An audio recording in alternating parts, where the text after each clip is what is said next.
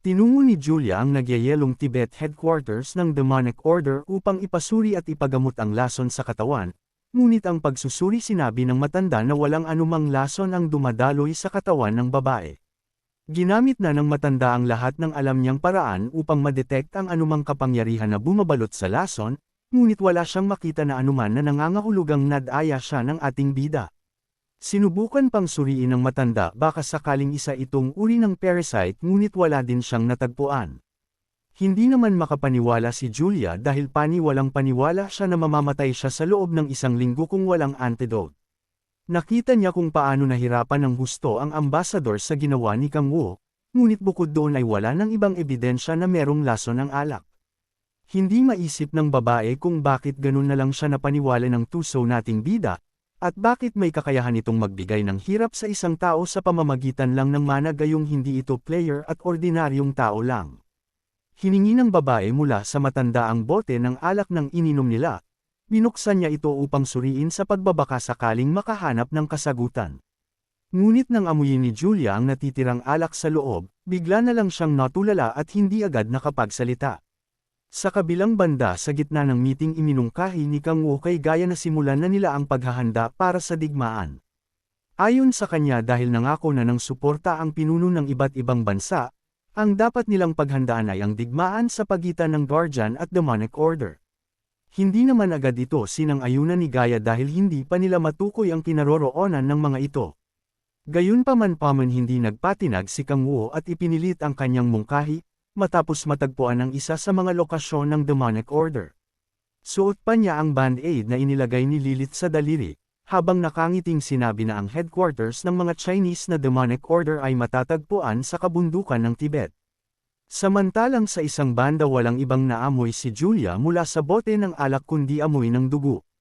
Umugang agad ang nakakagulat na balita tungkol sa pakikiisa ng mga bansa sa Guardian, dahil matapos ang cataclysm noon lang nakiisa ang 47 nations sa Summit Conference at pinili ang kapayapaan kesa sa sarili nilang interes. 6 na taon na ang nakakaraan sa kasalukuyang kaguluhan naglaho ang halos kalahati ng mundo dahil sa mga halimaw, at kahit napakaraming namamatay walang dumating na tulong hanggang sa nabuo ang Humanity Protection Alliance na Guardians. Ang opisyal na pinuno ng Guardian ay si Grace McCubbon habang second-in-commander naman ang Sword Dragon na si Kim Sehon. Marami ang usap-usapan sa kung paano pinili ang Sword Dragon ayon sa kanila walang patunay sa kahusayan ni Sehon, at mas lalo itong lumala nang hamanin siya ng isang world ranker na si Jason Hemet para sa isang duelo. Ang labanang naganap na iyon ay anabangan at sinubaybayan ng marami sa telebisyon. Sa huli natalo ni Sehon si Jason sa pamamagitan ng nag-umapay na kapangyarihan at kakayahan laban sa lalaki. At doon ni simulang umugang ang pangalan ni Sehon sa buong mundo kasama na ang Guardian. Ang organisasyong nakatago sa likod ng maskara at lihim na pinuprotektahan ng mundo, ngayon ay kilala na opisyal na nakikipaglaban bilang Guardian. Hindi maiwasang humanga ni Sola sa layo ng narating ni Sehon at ng Guardian, habang pinanood ang balita tungkol sa Sword Dragon kasama si Kang Wu. Ipinaalala naman ni Kang Wu na isa ng Guardian si Sola kaya't napangiti na lang sa saya ang babae.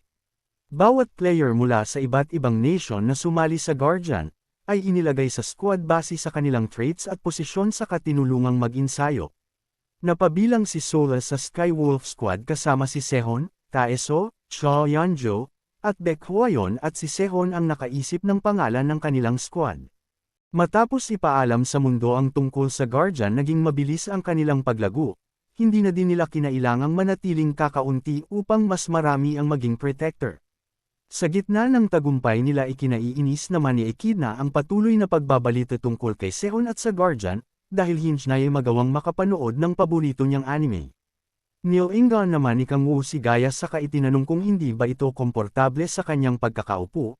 Sagot naman ng babae na maayos ang kanyang lagay ngunit di niya maiwasang isipin kung ayos lang bang mag-relax, gayong nasa gitna ng kaabalahan si Sehon at Grace. Sinabi naman ni Kang Wu na hindi nila ginagawa iyon ipang mag-relax kaya't ayos lang ang lahat. Nagsimulang tumira kasama nila si Gaia matapos ang seremonya sa summit, habang inihahayag ni Grace sa lahat ang Guardians kinailangan ni Kang Wu at Gaia na tumago. Kinailangan ito dahil si Kang Wu ang pinakamalakas sa mga Guardian at pinakamaaasahan, samantalang si Gaia ang kanilang kahinaan. Magkaiba man ang dahilan ng pagtago nilang dalawa ngunit masaya ang ating bida, dahil sa tulong ng pursigidong mga tao nagagawa nilang makakilos ng malaya. Nagtanong si Gaia tungkol sa investigasyon ni Kang Wu sa Tibet headquarters. Sinabi ni Kang Wu na bagaman mula sa malayo niya nakita sigurado siyang tama ang hula nilang malaki ito. Sa palagay niya tinatayang higit 5,000 ang mayembrong naruroon base sa demon na kanilang nasamon. Ang Tibet ang pinakamalaking headquarters na natukoy nila, ngunit sa pagkakataong ito hindi makikipaglaban sa digmaan ang mautak nating bida.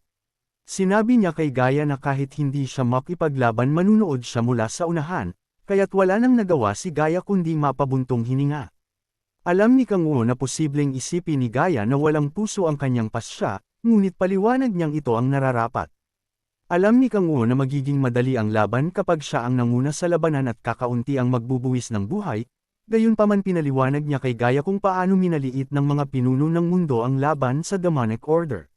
Gayon din ang mga player na pumasok sa Guardian hindi nila ramdam ang panganib na kahaharapin nila dahil na din sa pakahusayan ng Guardian. Ito mismo ang dahilan bakit ganon na lang ang kumpiyansa ng mga player at hindi siniseryoso ang ginagawang paghahanda. Kapag nagpatuloy yun alam niyang ipapahamak ng mga player na ito ang kanilang mga sarili.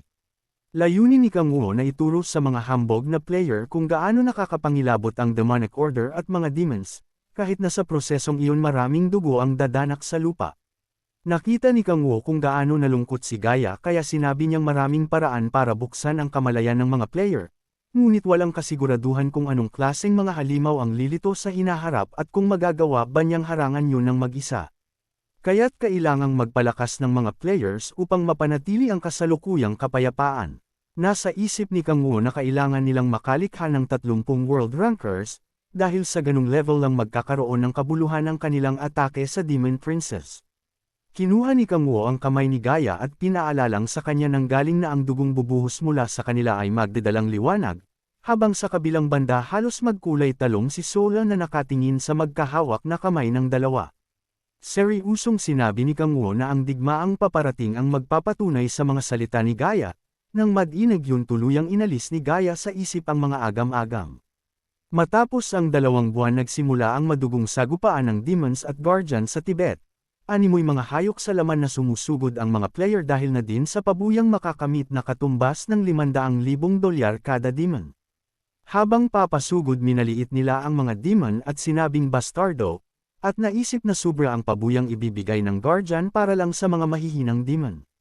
Napamura na lang ang mga demonic order habang sinasalakay sila habang hindi pa din sigurado kung paano nalaman ng Guardian ang kanilang lokasyon. Sa utos ng demonic order nagsimulag magpakita ang mga pangit na demon at agad sinugod ang mga player. Sa kabilang banda habang nagaganap ang madugong labanan sa ibaba ng bundok, nasa itaas naman si Gaia at Kang Wu na pinanood ang lahat ng kaganapan. Bakas kay Gaia ang matinding lungkot samantalang baliwala naman ito sa ating bida.